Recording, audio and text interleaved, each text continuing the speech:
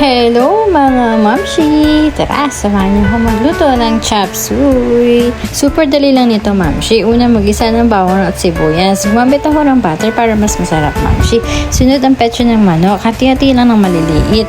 And sunod mamshi, ang chicken liver. Ayan, halo-haloin lang hanggang maluto ng mga 5 minutes. Maglagay ng paminta at asin. Isunod mamshi ang carrots. Maglagay ng konting tubig at pakuluin ng 5 minutes. After 5 minutes mamshi, ilagay ng mga gulay, cauliflower, red bell pepper, at mga sitsaro. Ayan, mamshi, halo-haloin lang ng mga 5 minutes. After 5 minutes, mamshi, pwede na ilagay ang cabbage.